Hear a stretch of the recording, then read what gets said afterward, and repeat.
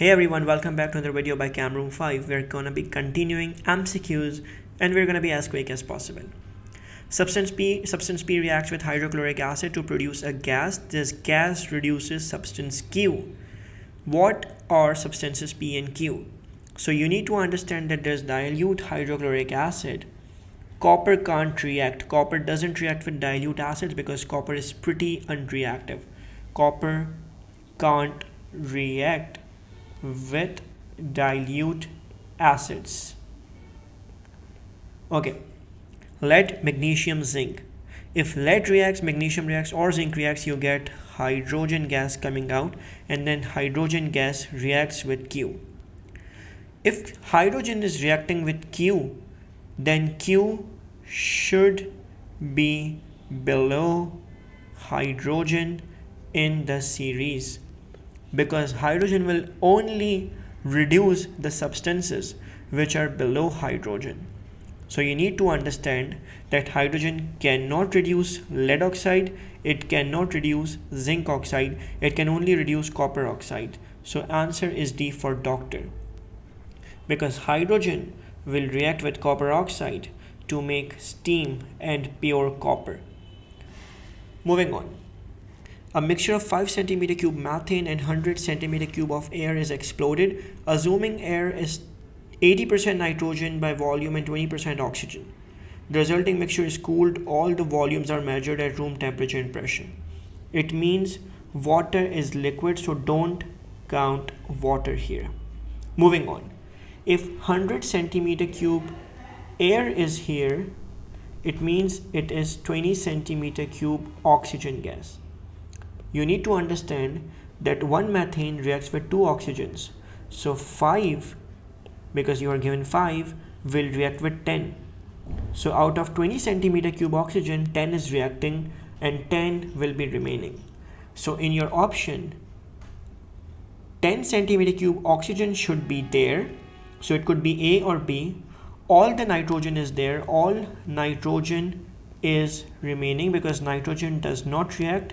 And no steam should be there. So no steam because steam has been cooled and liquefied. Oxygen should be remaining, nitrogen should be remaining, and carbon dioxide is a product. So B is the right answer. Which statements about sulfur and its compounds are correct? Sulfur is in group 6 of the periodic table and has 6 outer shell electrons. That's true. In hydrogen sulfide, sulfur shares 1 electron with each hydrogen atom. That's true, because hydrogen gives 1 electron and sulfur gives another electron. Same goes with the other hydrogen atom. Sulfur dioxide is used as a bleach. That's also true. So the correct answer should be 1, 2, and 3. Let's move on. Let's go over here. The diagram shows the partial structure of a polymer. You can see it is a condensation polymer because you can see that you have amide linkage here. Which pair of reagents could have been used to form this polymer? You can see that near the gray box you have nitrogen on both sides, and near the black box you have carbons on both sides. So near the gray box, look for nitrogen. This is wrong because here you have a carbon around the gray box. Let's see option B. In option B, again wrong because around the gray box you need to have nitrogen on both ends. Option C is wrong because you needed carboxylic acid around the black box. Option D is perfect because there are nitrogens around the gray box and you have carbons around the black box. Nitrogen monoxide and oxygen react to form nitrogen dioxide. What is the maximum volume of nitrogen dioxide that could be obtained when 1 decimeter cube of nitrogen monoxide reacts with 2 decimeter cube of oxygen? Let's see. Using nitrogen monoxide, you can see the ratio is 2:2, which means it is 1:1. So 1 dm cube can make a maximum of 1 dm cube nitrogen monoxide. But when we look at the value of oxygen, you can see 1 reacts with 2. So 2dm cube would try to produce 4dm cube. If you have to choose between 1dm cube and 4dm cube, these two possibilities, the correct answer would be 1dm cube. You can't make product based on excess reactant. Here oxygen is equals to excess reactant, and your product always depends upon limiting reactant. Even if they use the word maximum, even then you always use limiting reactant to find out the amount of product. So 1 dm cube should be the answer. Let's go for here. This question we have already done. Let's do this one. The results of experiments involving 4 metals and their ions are shown. Y plus Z ion gives you Y ions. So Y makes ions. It means Y is higher in series. W plus X ions and no reaction. It means W does not react. So W is lower, Y is higher, Y is definitely higher than Z. Z reacts with X ions and Z makes product. So Z reacts, which means Z is higher. Z is higher than definitely X. So Y is apparently the most reactive one. So Y is the most reactive one, then Z, then you can see X and W. So the most appropriate and obvious answer is option C for ket. Nitrogen reacts with oxygen in an equilibrium reaction. It's endothermic on the forward reaction, and obviously it would be exothermic reverse reaction. Exothermic reverse. The concentration of nitrogen present will change with time. So if it's at equilibrium, concentrations remain same. The forward and backward reactions are taking place at the same rate. That is true. The forward reaction releases heat energy. That's wrong, because it's endothermic forward reaction. There are more molecules on the left hand side of the equation than on the right. That's wrong, because there are 2 moles on both sides. Let's go here. In an experiment, 1 mole of powdered copper and 1 mole of powdered zinc are placed in a flask. Dilute acid containing 1 mole of acid is added to the flask. The flask is left until all the reactions, if any, are complete, which diagram shows. You should know copper does not react with dilute acids. So only zinc should be reacting, copper would be the residue. In option A, they are saying 1 mole of copper is remaining and 1 colorless neutral solution is made. When zinc reacts with acid, it makes zinc salt and hydrogen gas comes out, which is colorless, by the way. Blue neutral solution, that's wrong, because copper makes blue solution and copper we know does not react. So B is wrong. Option C is also wrong, because copper should not be reacting. Let's see option D. Colorless acidic solution, 1 mole of copper plus 1 mole zinc. Zinc should have reacted. Zinc does react. So since zinc reacts, D is wrong. A is correct, because it could be sulfuric acid, and when 1 mole of an acid is added, it's very much possible that zinc salt is made, copper is residue. So A for apple. Ammonia is manufactured by the Haber process.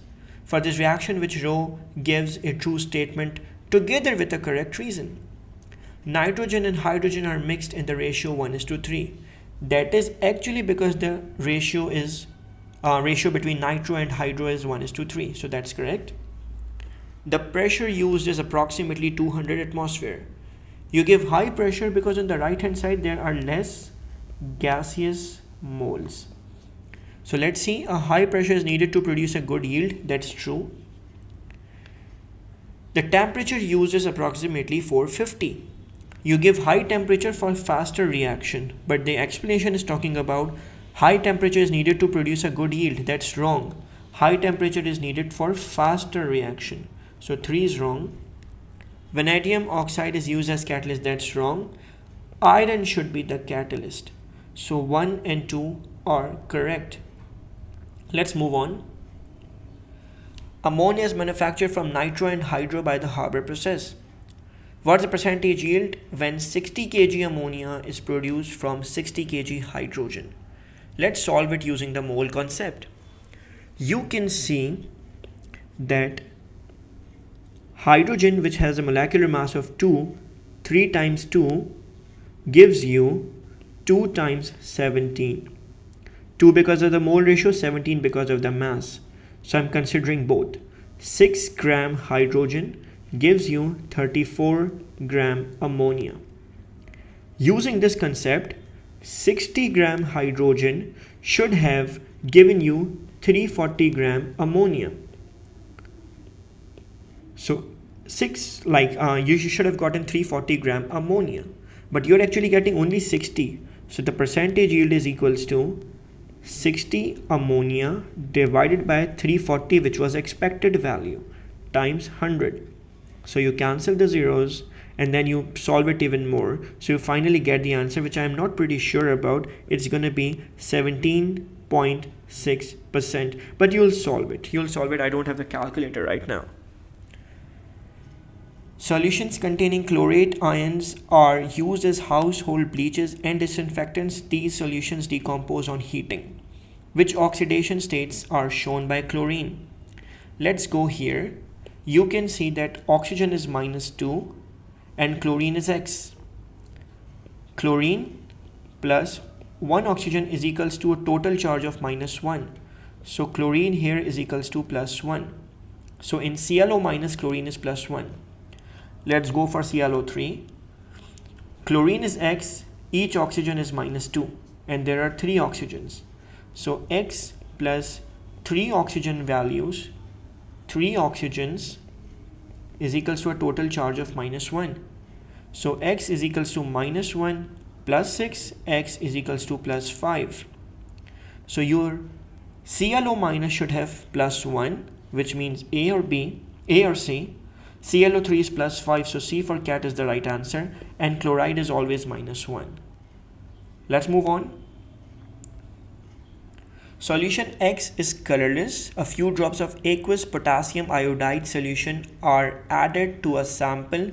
No change is seen. It means Ki did not react, which means X is not equal to oxidizing agent. X is not an oxidizing agent. Solution Y is colorless.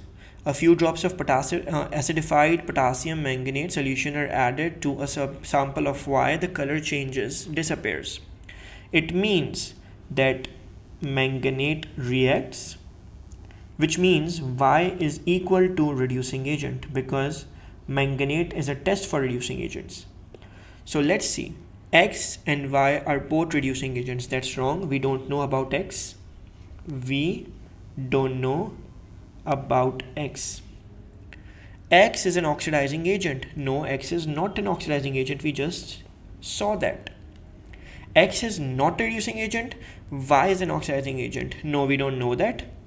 X is not an oxidizing agent. Y is a reducing agent. D is exactly true. That is just what we concluded. So let's keep it till here. In the next part, we will be talking about more MCQs. Stay tuned, guys. Thanks.